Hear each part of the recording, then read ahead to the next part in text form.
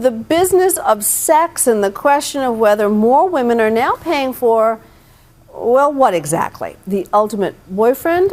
Well, tonight we visit a company in Las Vegas that caters exclusively to a female clientele. The women pay for dates. They say they're just out for fun. And the men insist that whatever money is exchanged violates no law. Here's ABC's Juju Chang for our series, Modern Sex in America. Meet Sean. He's getting ready for work. I like to use this little Vaseline lotion, make my skin nice and soft. His is not your average day job. His line of work, fulfilling women's fantasies for a price. So if it's like $500 for a night or $1,000 for a night, how much of that do you see? 80%. $800, just another night for a gigolo.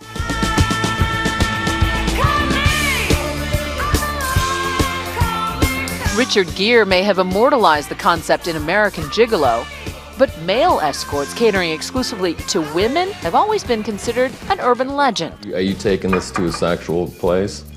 I just did. Until recently. Showtime's reality program Gigolos pulls back the curtain. It seems more and more women are willing to say they pay for sex. The men on the series are employed by real-life agency Cowboys for Angels. How you doing? It's Garen James. I just was calling to let you know you have a request for Tuesday night at 7 p.m. 36-year-old Garen James, a former gigolo himself, is their agent. Some would say pimp. When people think of gigolos, they think of sex, and they think of sex for money. How is that not illegal? Sex for money is illegal. If somebody called the agency and said, I'm looking to have sex with one of your guys, then that conversation would go no further. It's not illegal to charge somebody for your time, and that's basically what we're doing. What's more, it turns out this kind of transaction, payment up front with no guarantee of sex, is in fact perfectly legal in all the states where his services are available: Nevada, California, Texas, New York, Georgia, and Florida, as are female escort services for men. I think there are plenty of people at home who would see this and think, this is morally bankrupt. A moral thing is just something that is either right or wrong. And I mean, if I'm a man and I want to take a woman on a date, I'm paying for everything. So, I don't see how it's much different in the fact that just because a woman is paying now that it's wrong. It doesn't make any sense. The morality debate aside, smart, affluent women are coming to the site in spades. Women like 39-year-old Heather Smith, a successful single manager at a Fortune 500 company. Nick is funny. I had a good time with him. She says being a gigolo is not all about sex. I don't think of any of the gigolos as sex workers or prostitutes at all. I never have. They certainly don't feel like that. She should know. She's sampled 5 of them and counting. She's spent between $500 and $1,000 a month on gigolos, several thousand so far in total. I want to meet this Mark guy. He's pretty attractive. That's yummy, good tribal stuff. I'm attracted to the tats. This one guy, he's a sci-fi geek, which totally turns me on. That's sexy.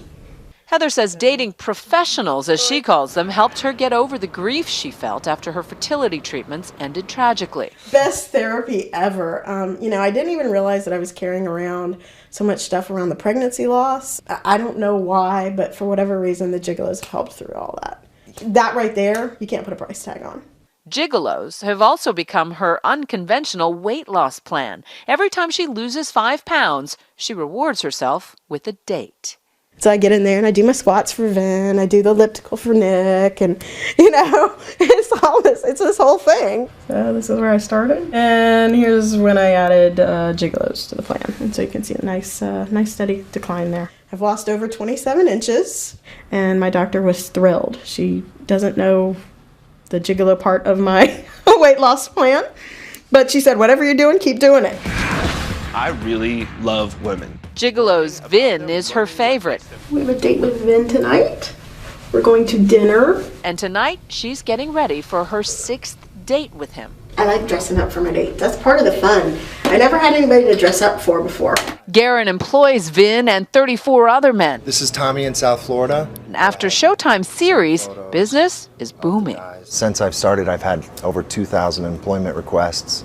2,000 volunteers to be gigolos. Yes. What are you looking for? Well, The first thing is that they should look like a model type, educated, humorous, intelligent, and a gentleman. And do you do background checks on them? Yes, that's one of the things that I do. Guerin says he also conducts a 4-part interview with prospective gigolos, but because he's not offering sex for money, he can't demand regular STD tests. But the men we spoke to claim to us they always practice safe sex.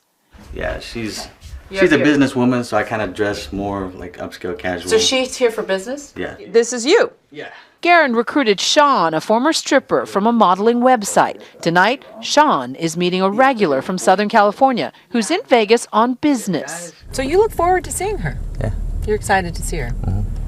Sean arrives at the hotel in Vegas. The two head to the bar for drinks. The clock is ticking. After the scheduled 2 hours, Sean's date asks for another 2. They meet us before heading to her hotel room. How do you feel about Sean?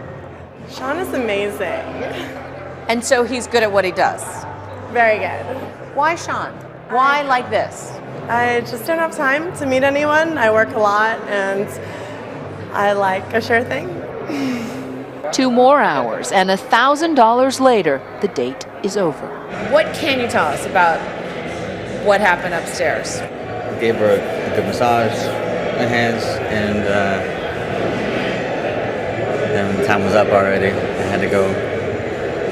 And just being a gentleman, and what happens in Vegas, and I'm in Vegas, so I have to stay in Vegas, and so do our stories and our secrets. And for the women wealthy enough to afford the gigolos, there's something else that comes with the price tag, what some of them call the perfect boyfriend experience. They pay for them to go away.